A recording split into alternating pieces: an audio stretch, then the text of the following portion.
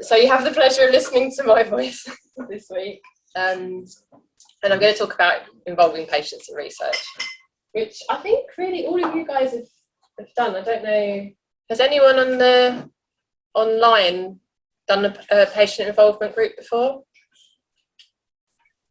Oh, never done it before. No, heard of it? Never mind. Okay.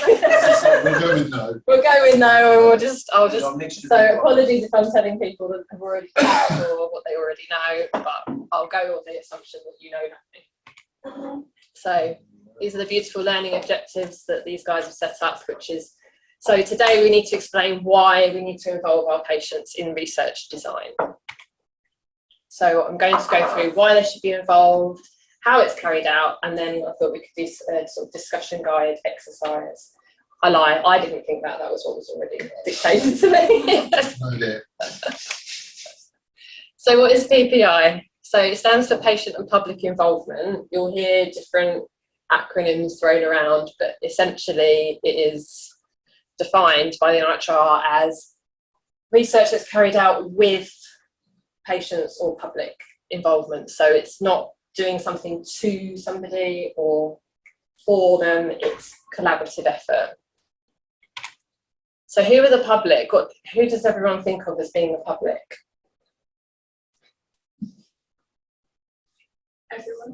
Everyone. People not us. People not us, Yeah. Basically, yeah. Yeah, people not involved in the trial. Yeah. So But where even us, even clinicians should be involved. even us are the public. So everyone's the public.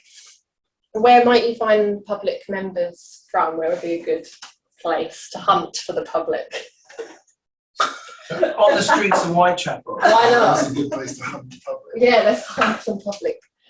So Yeah, I mean, it's kind of, you can pretty much fit people into any of these definitions, but one thing that is useful to bear in mind when you're looking for public involvement is finding the subsections of the public that might have relevant experience to what you're trying to research. So some studies you might just want a very broad sort of general viewpoint from just any lay person that's maybe not involved in your research. But for some things you might want to be involved with organisations, charities, like the local sort of religious centres, anywhere that's like community based, that might be useful for you to find some people that might be able to help collaborate with you.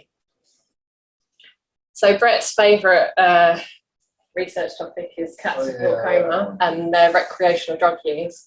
So why involve the PPI group? Throw some ideas at me. is it an important question? You want to know, is it worth investing the time and effort? Whether it's useful or not? Absolutely. Do cats really care about drug use? Or do cat owners care about it? Do cat owners? Yeah, well, it's probably not a great example because you can't ask the cats. Maybe you can. Maybe I'm ignorant to such Well, you things. say that, but actually, if you do something like Crash was for tranexamic acid in people that were mashed up, right? So the people Yeah. can't tell you whether they're interested or not because they've had a massive accident. Absolutely. But the people around them, friends, family, and so on, could tell you if it's in them. So although I agree, I think actually there is value where it's people sort of 1 degree removed from the Yeah. target person, if you like. Sure, yeah. So it's important to make sure that you check if it's important to the people that the research is going to have an effect on. So is it if it's designed to benefit somebody, is it important to them? If you're trying to improve something for somebody, are you going in the totally wrong direction for what's actually important to them? Does it answer the right sort of questions in the right way? So I call this the apprentice paradigm because I don't know if anyone watches The Apprentice or has seen The Apprentice, but when you have sort of an echo chamber of a group of people who think something's a really good idea, they go and do that really tokenistic market research where they ask about 3 people what they think of something, and then they don't listen to it anyway. And then they go ahead and design a really terrible, cheesy advert about something or other, and they haven't even realised that it's taken a horrible tangent and it's representing something in the wrong way, or so it's about sort of taking yourself out of that echo chamber of everyone saying, yes, this is a great idea. Take it to people that might disagree with you and see if it is actually about the right things. You get a broader perspective, so people that have had lived experience will have different experiences to what you have as a clinician. So people that have lived through it will not necessarily find the same things as you, and they will bring something new to the table.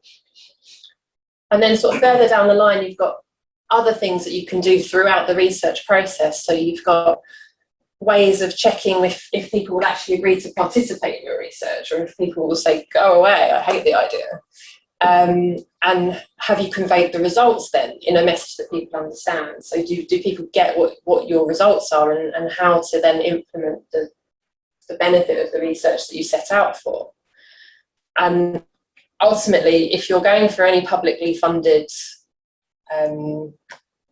research grants, then your PPI group, who are your stakeholders, they're your people, they're your taxpayers as well. So, they're the people that are paying for the research to be done. So from a democratic point of view, you really should be involving people. So what can they do? I mean, there's any number of different roles depending on the level of, the size of the research you're doing and what you're wanting to do. I won't read that all out to you because you get the idea. And the stages that they can be involved in. So you can really take your pick on what parts of it, but really the best grant applications and the best studies will show how it's been peppered through the entire study. So you're always going back to your PPI group, and you're always checking and getting a sense check for what their views are, so that you don't fall into any sort of pitfalls. So there's the pitfalls. I should have asked you what you think the pitfalls are first. So it's not a free service, really. It can be if you make it very clear that you don't have any funds to pay anybody, but it should be something that you plan and you offer reimbursement for. Does anyone know how much the guidance is for an hourly rate at the moment? Roughly guess. £25. Yeah, exactly. Yeah, so it's £25 for the hour, and then depending on the modality of the meeting or what you're asking them to do, there are supplements that you can add to that. So it is really important that you cost in when you're doing a grant application. You work it all out. You have to work out what your policy is going to be on paying, and you have to work out how much it's all going to cost you, and make sure that you're checking with the people that are involved as well, because it does count as earnings. So you need to check if they're on any kind of welfare or benefits, or any kind of like self-tax assessment. I don't really know how people do that, but if they're doing... Sorry. No, so go ahead. I was going to say, yeah. So I'm thinking about this just this morning, actually, with our grant application. Doesn't that just bring in a huge amount of bias? I mean, presumably there are patients going around going, oh, 25 quid an hour for this study, that one and this one. Don't you just get the same people coming over and over? I mean, if I'm a 65-year-old white male, any diabetes, obesity, cancer, cardiac, all those trials I'm going to be eligible for, don't you just get the same people over and over? I don't know. Potentially, and I think it's something that people can decline reimbursement, so they can say that they don't want it. Who's going to do that? Well, if people are receiving benefits, it's going to affect their or it's going to affect their tax, and they might say that they want it. Yeah. I know. I just wondered, Yeah, I mean, about that this morning. If we're paying them. No, definitely it's professional PPI. Yeah. People. Yeah. Is that a good thing? I don't know. It struck me this morning thinking about our one. Actually, I'm interested in the population of East London. Sometimes maybe money's not the thing to offer them. I don't know. Yeah, I hear what you're saying. I mean, I guess the How idea of that it is it's covering their expenses. So if they've travelled to you, Yeah, so I understand paying them for their but yeah, ticket or whatever. you will probably get some of the same people. I guess it's just filtering out who you choose to continue to invite. I suppose you're going to get that anyway, because the bracket of person that it takes to come and talk to you about the study and be interested and want to give it their time. So what do we do about that? Because we put a lot of effort, don't we, into making sure that patients we recruit are balanced and that research teams are balanced and so on.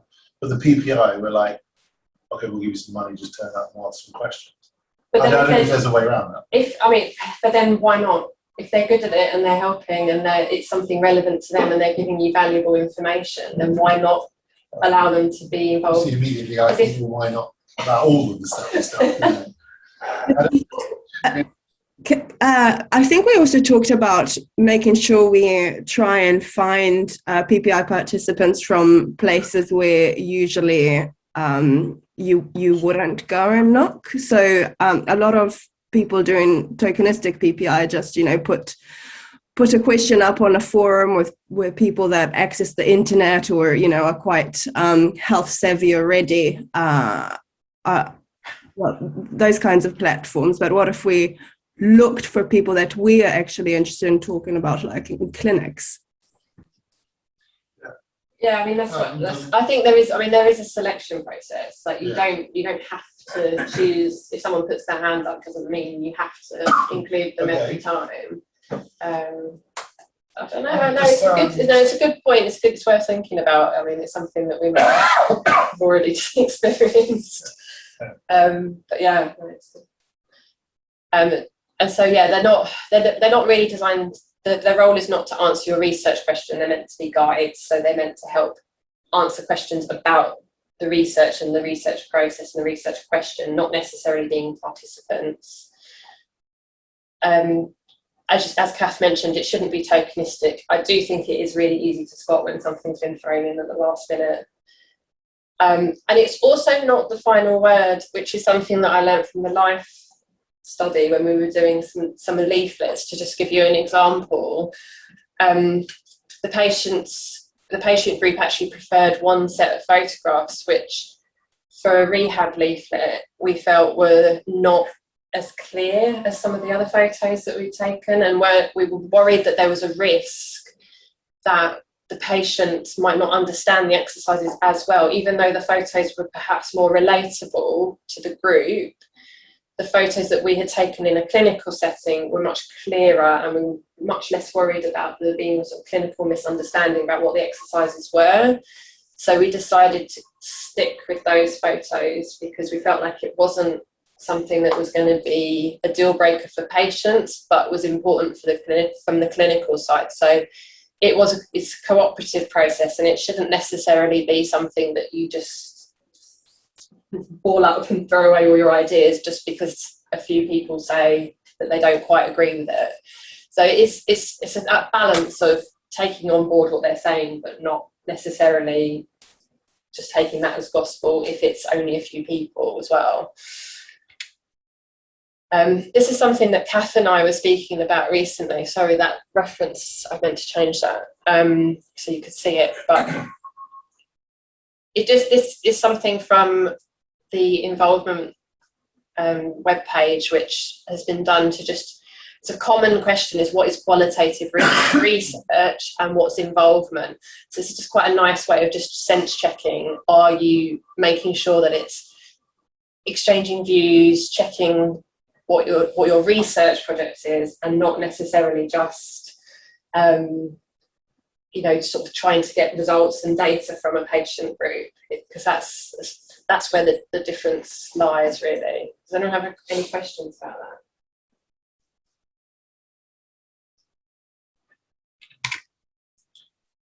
So these UK standards are really useful to kind of go through, as Kath was saying, inclusive opportunities, making sure you work together and support learning for patient involvement or public involvement parties, because they may not understand really what it is you're asking them to do. So you need to really set it out clearly and explain to them what you're expecting from them. And obviously there's all sorts of other governance and communication that you need to make sure that you're following, so that you just set that out. If you set that out from the beginning and you make it really clear what you're expecting and you follow the guidance that's on the NIHR website, then hopefully you shouldn't go wrong. Just says.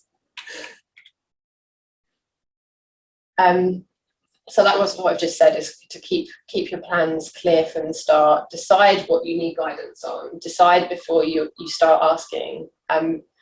try and find people and be creative about where you find those people, because you might not, if you just look on the doorstep of a fracture clinic, you might not get the people that, you won't catch the people that don't turn up to fracture clinic. You won't get that like wider view.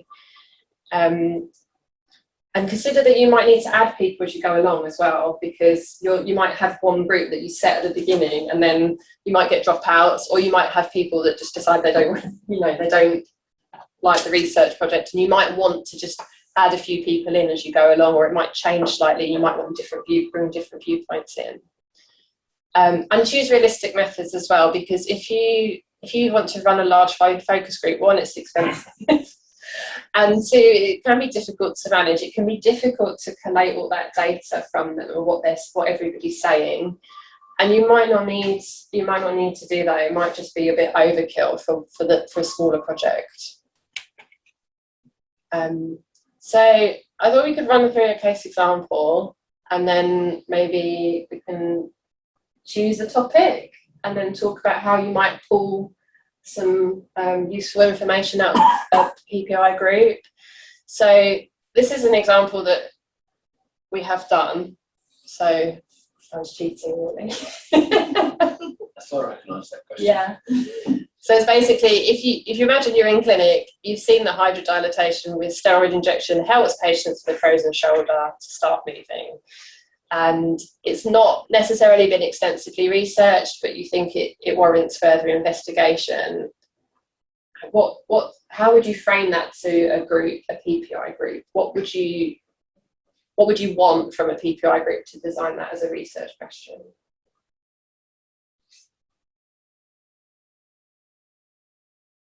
I want to know if, it's probably a step along, if they would be willing to consent to a trial that would involve that. Depending on what hydrodilation is. Have they had experience with it and know it was clever? Yeah, are the two treatments in any way acceptable to most people? I wouldn't want a shoulder, needle in my shoulder, like maybe lots of people. And I suppose, do people think it's a question worth asking? Or do they go? Well, yeah, totally. So some of the things. So I wasn't involved in the sort of later stages, but I was involved in the early stages of this, and we asked patients about whether or not frozen shoulder was a problem for them, whether they wanted physio, whether they were happy to just wait it out, whether they wanted treatments for it, whether they, how burdensome was that frozen shoulder stage, how painful was it, and then okay, so what would that change into having treatments for it? What would that change? What treatments, giving them the treatment options, which treatments just sound horrible, and which going through all of that to find out a bit about what, and then talking through with them. So we put together some comparators of physio versus, standard physio and standard treatment versus using this hydrodilatation technique with physio, and then said to people, would they be willing to be randomised? Would people find that as an acceptable treatment? And those sorts of things. And then it went a lot further than I took it. The other guys ran it and have designed it and actually put it in for a grant now. So that just gives you a bit of an idea, I think, hopefully, of just how that can sort of steer, because then what you do is, with the information that they give you, you can then say to a panel or, on your grant application, this is what we changed, this is what you can demonstrate how that influenced your application throughout. So saying that patients have said, yes, they do want a treatment for frozen shoulder, it is burdensome, it causes them to have months off work, this is what happens, this is the lifespan of it, this is the time point that they want action for it. So all of those things help you to almost plan your protocol and what you're going to be researching. See, I find this interesting because I've never done a PPI, I did qualitative stuff. I can only imagine every patient goes, yes, I want a great treatment early on that gets me back to normal as soon as possible, doesn't hurt. how do you then start breaking that down to say, yeah, but really, would you leave with frozen shoulder for a year with physio that may or may not work, or we can stick the stuff in you that may or may not work? How do you give patients like a framework on which to work their way through those discussions? So I think you'd be surprised. I think some more patients than you would expect don't, if they know that that's going to live out its course and they can have physio and they can have pain relief, then some people don't want you to touch the middle. They don't want surgical intervention. Leave me well alone. If this is going to be okay in a year's time, I will adapt and live with it. And also, bearing in mind, of course, you're saying, yes, this could be an amazing treatment, but we don't know we don't know. So yes, you're right, that they will probably be willing, but then some people will say, yeah, but that's not that important to me. I can still function. I work at a desk. I don't need to get my arm up here. So it does surprise you sometimes what people say, and that's where it's quite useful, because sometimes people, they, oh yeah, I'm all right.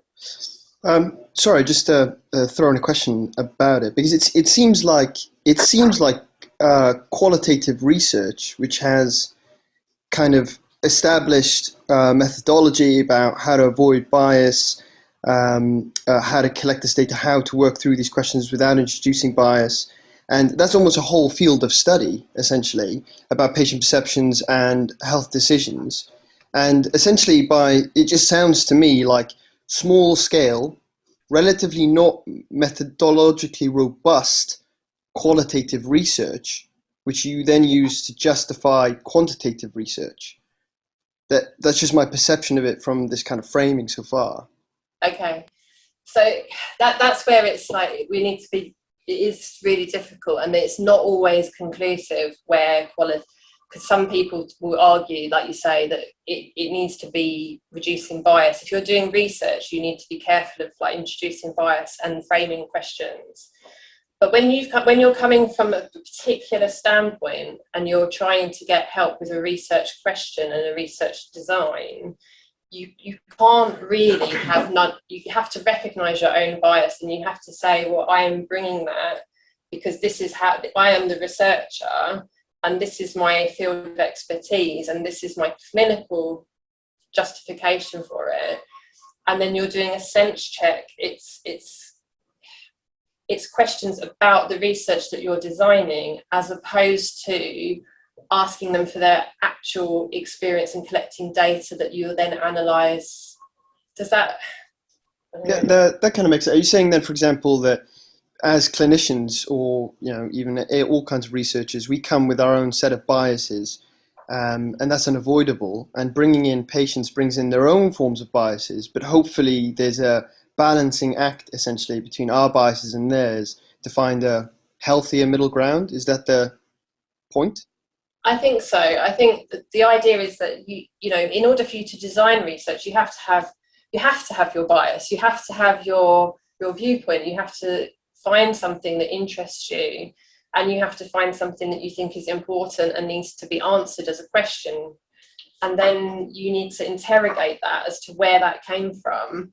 And the way you do that is by asking other people. And so you ask your fellow clinicians, you'll ask your other wider MDT, and you'll ask your colleagues in other centres perhaps, but you'll also basically ask patients or carers or people with experience of it in the community, so you can get a feel for whether or not it's actually going to work and whether it's actually going to take off and whether people think it's important. Because if you don't do that and you live in your own, you go down your own train without that, then you won't get the benefit of it actually working in a real life setting, if that makes sense. Yeah, that makes sense. So you're not necessarily collecting data. You're just checking. You're checking whether your ideas are acceptable and whether they are, involving patients that are, or it's important to them. So it's just making sure that what you're designing is done in the right way, and then you get your data afterwards. So you can do this for qualitative research. You can design you can design a research question to then go on and do your qualitative research, but the two should be quite well defined and separate. It is fiddly. Yeah, I mean, it's not, what you're asking is perfectly reasonable. So if you take an example, if you had a PICO research question and you're interested in the outcome, so here we're looking at frozen shoulder, right? So we could sit down with a bunch of patients and we could show them a bunch of outcome instruments that are about shoulder pathology. And we do this. So we sit down and we say, okay, look, here's some instruments. Which ones do you think might be applicable for your experience of recovery after frozen shoulder? And you're right in the sense that the people that are in the room with you will have their own experience, and if you haven't sampled them properly or adequately, you could get a biased view about what's important to their recovery. So, for example, if you got all office workers, you might get one answer. If you got all plasterers who do a lot of overhead work, they're going to give you a different answer. So that's true, and if you do it very formally, then you might come across something called core outcome sets. And the idea of a core outcome set is you start in a much more methodologically robust way. You sit down and you interview in a robust qualitative methodology. You interview people to find out what the domains of health are important in frozen shoulder. And then you work with a bunch of methodologists to work out which instruments measure those domains the best. And when you have a core outcome set for frozen shoulder, you can then say, look, we don't really need lots of PPI for designing the outcome instrument for this particular question, because it's already been done in this much more methodologically rigorous way. And that has been done for things like rheumatoid disease, for things like hip fracture, but it's not done for everything. And PPI is a bit, quick and dirty in reality. It doesn't provide a methodologically robust solution that you might favour. But some things you don't necessarily need outcomes is a very important part, and maybe we should focus more on core outcome set development. But some things you are just asking patients about different options or ways you would express language, because you're not coming to them. You don't start a PPI meeting or process by saying, "Hey, look, we got some money. What should we do research on?" You start with a pretty prescribed question, like right now we're working on fusion versus rehabilitation for back pain. We've got a commissioning brief. We have got 50% of the trial design written down for us. We haven't got any maneuverability, but we're trying to work out, when is the right time to measure your outcome, or how best should I approach you so that you understand that you can't cross over at the trial. We've got a bunch of important questions that we want to know the answers to, and the other one option is to say, okay, well, in that case, what you should do for every single question, you should go away and do a qualitative study. Maybe which is not practical, really. But that's the counsel of perfection. We never get any work done. So is it almost maybe just to correct maybe the framing, or just to voice the framing I've got in my head, is the more methodologically robust, the more you should allow it to have an impact on your research. But if it's less methodologically robust, then you have to take that into account. So if you've gone out and sampled 10, 20 people, but actually that wouldn't meet the standards of qualitative research, then you can't allow it to impact the actual trial design as much as you would have allowed for something which was done with, say, 150, done with standard practices, etc., as you described with the outcome sets, etc. Is that it's almost like a balance?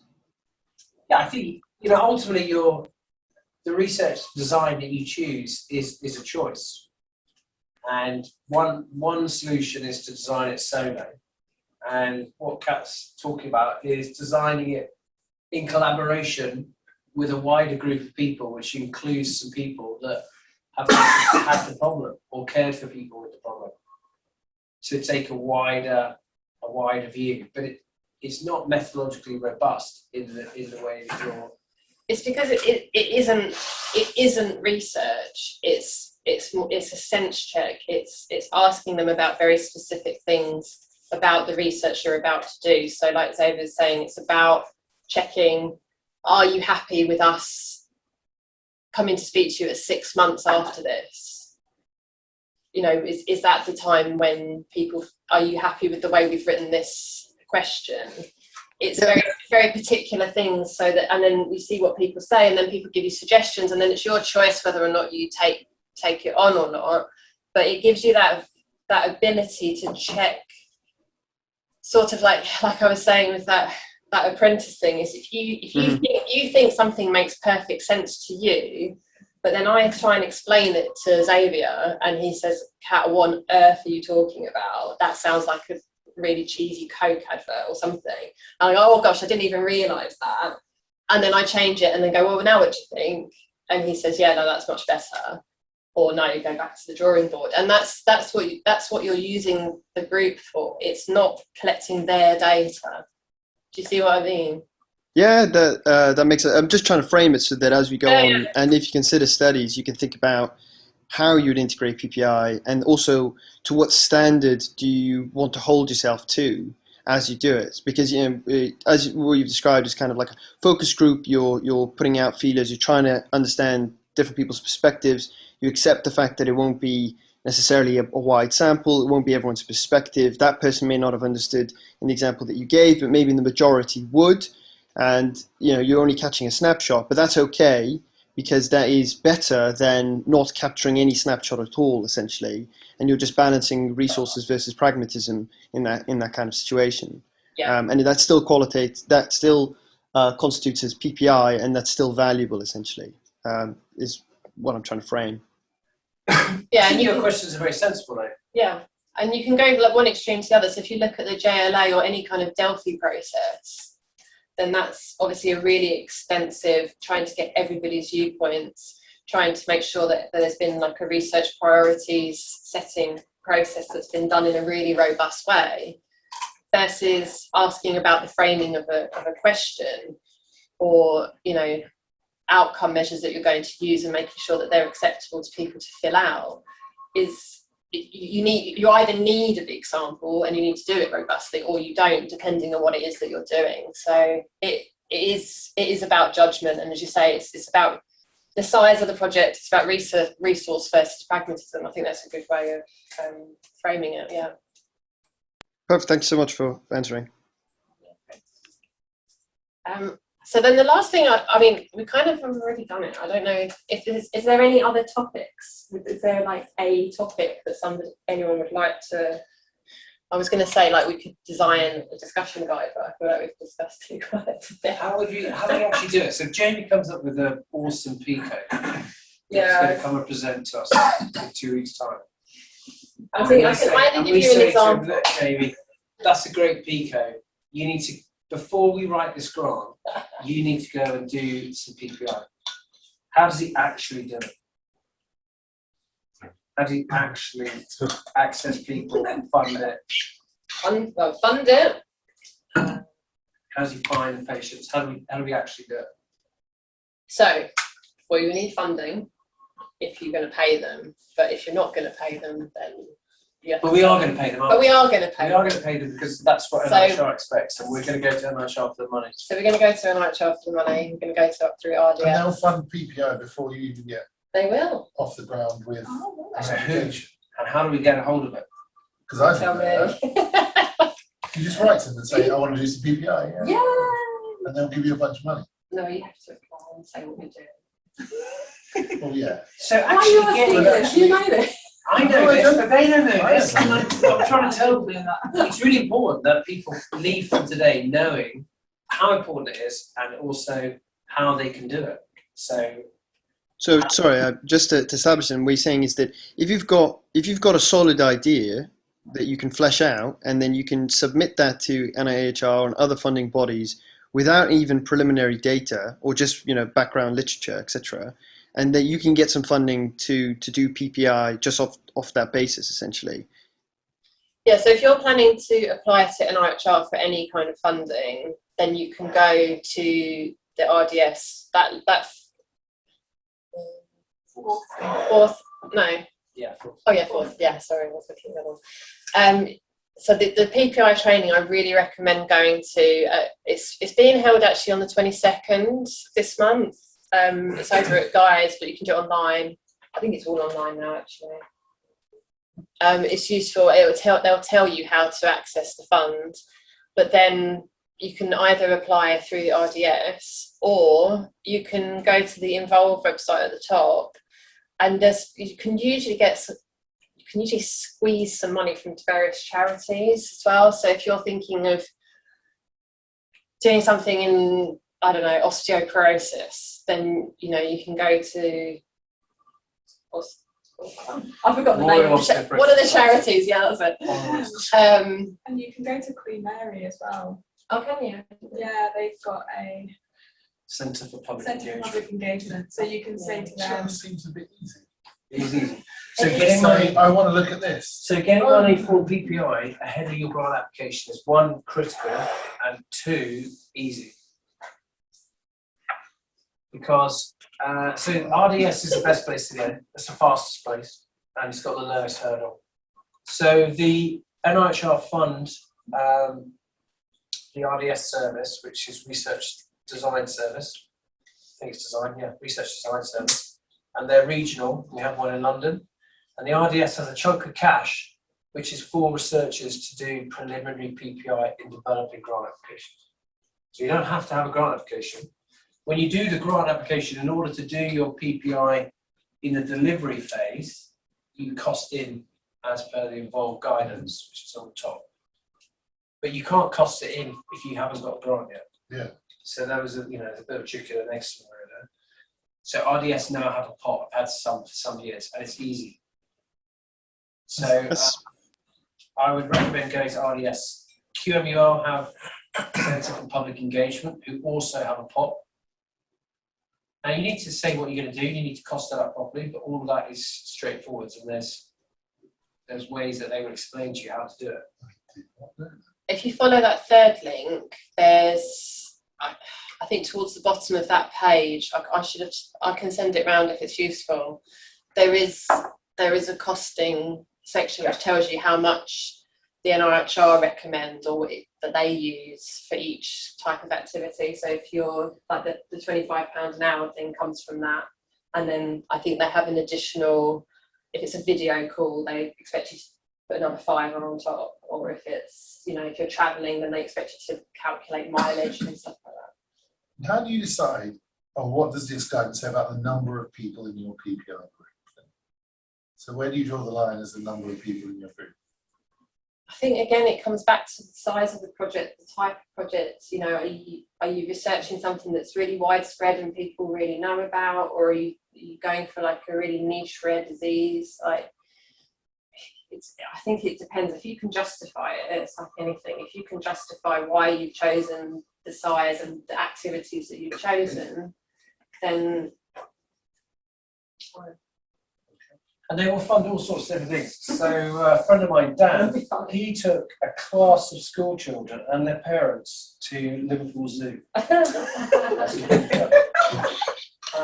Why? Because he had to get them out at the weekend when they weren't at school, because they're kids, all school age kids.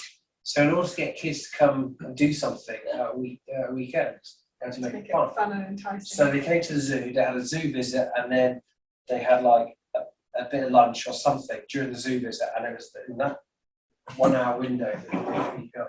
And that was funded by Oh, did they? Oh, did they? That is why he's at the top. Oh, nice. Somewhere up north.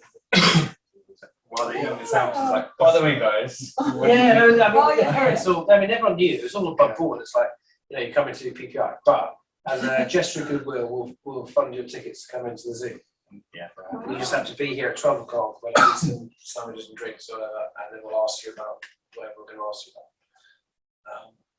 So you can be You know, within reason, you can be It just quite. wouldn't stand up. Because how do you remunerate a kid? You're not going to pay a kid £25 an hour. These My kids were, kid would these take kids were, 25. no, these kids were 4 or 5 years old, so they went to the zoo.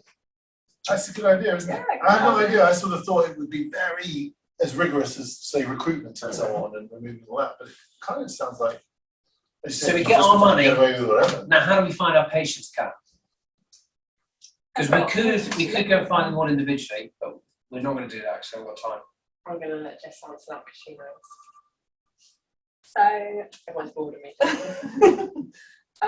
you'd want to go to like local groups. So for example, I know here we might go to like the mosque, for example, and speak to them if they run any like specific groups about people that we could like access quite easily.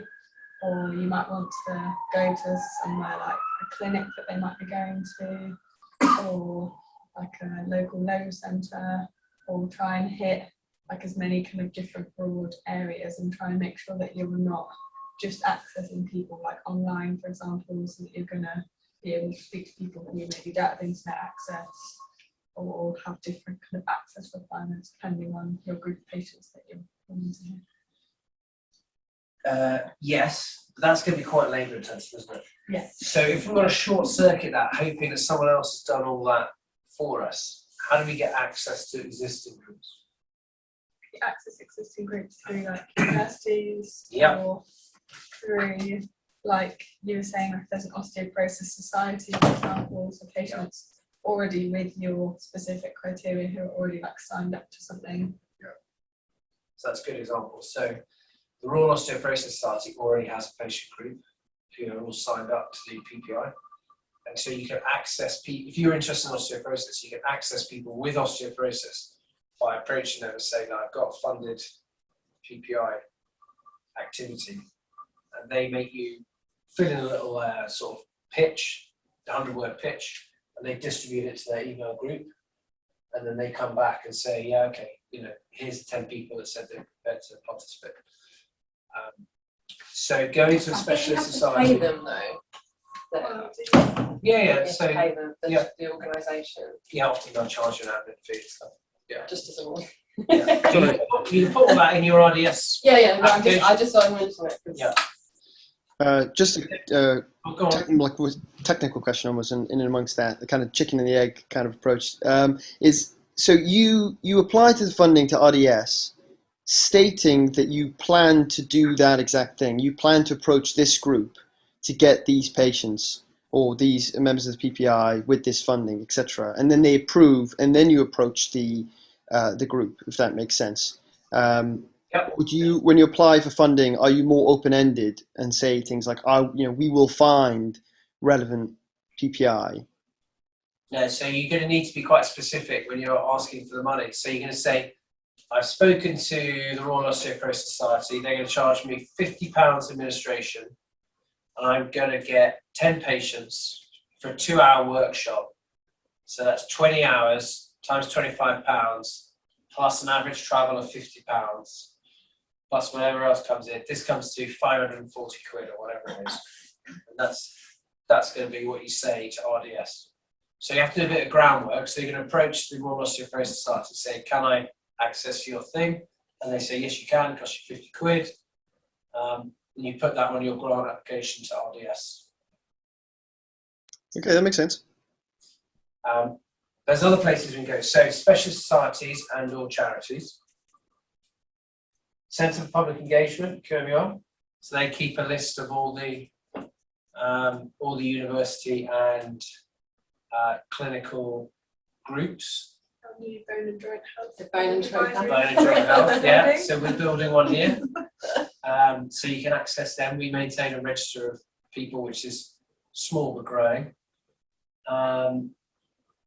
And then there's others around the UK with various people. So ask people that are doing these sorts of applications because they will know previous groups they've been to. So the perfect solution might be that you go and generate your own PPI group, and that might be necessary because you might be looking at something that's not well represented elsewhere. But you might be able to short circuit that by going to established group. which hopefully has got a diversity of different people with different pathologies in it. But often, you know, you need to go to several different places to find enough patients who are relevant to your question. But, you know, there's probably enough out there, if you ask enough people to help, that you can access relatively quickly a group of people, and you can definitely get funded. It's actually one of the easiest things to get funded in research at the moment.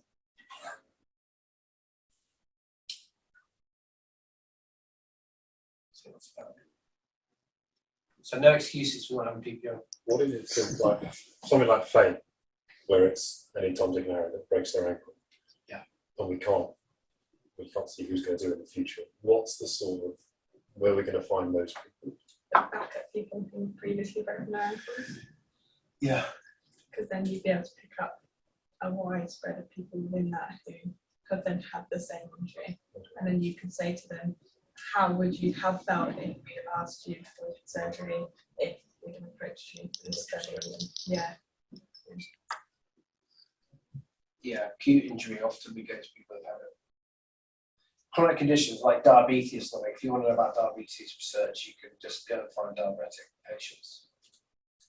But we often go looking for people that we meet clinically, previously had the injury, previously had the foot. But once you get them in, then you keep, that's the important thing about building your database of patients. So once we engage with someone, we ask permission to keep all their records, as in contact records. And then when we have a new project, we spin it out to the whole group, and maybe only 2 or 3 of them it'll be relevant to. But as you build that group and maintain contact with them, which is one of the things that we do with the group of all these people with all these MSK problems, when we got the next question, we don't have to assemble a new group each time. We just chuck it into the mix to see, let them come back to us and say, yeah, that's interesting to me, or I've got a perspective on it.